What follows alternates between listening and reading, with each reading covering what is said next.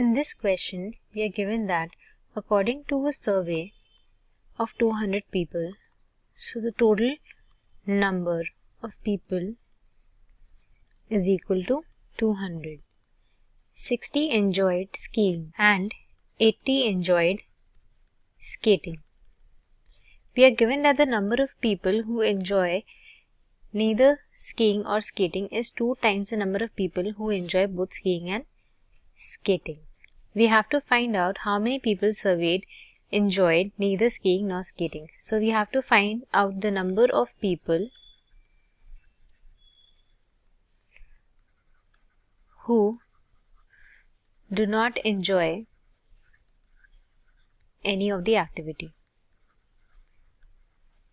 Now, let's represent this in the form of a diagram in step 2. So, if this set represents the number of people who enjoy skiing and this set represents the number of people who enjoy skating, and the total number of people, which is 200, is within this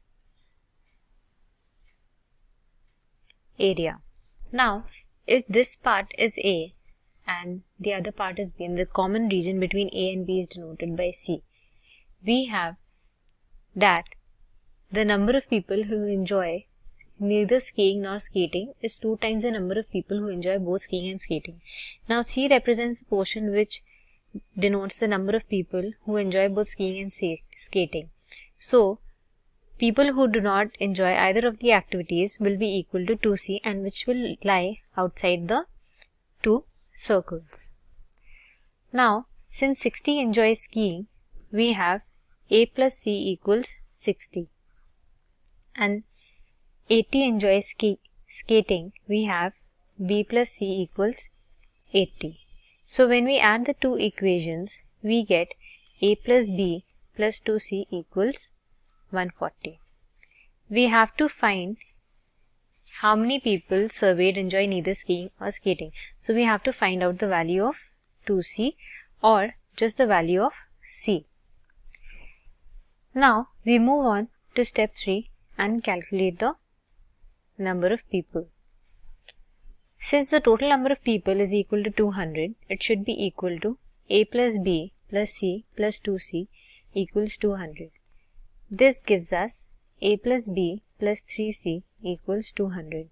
We also have another equation which we derived in step 2, which is A plus B plus 2C equals 140. Now, when we subtract these two equations, we get C is equal to 60.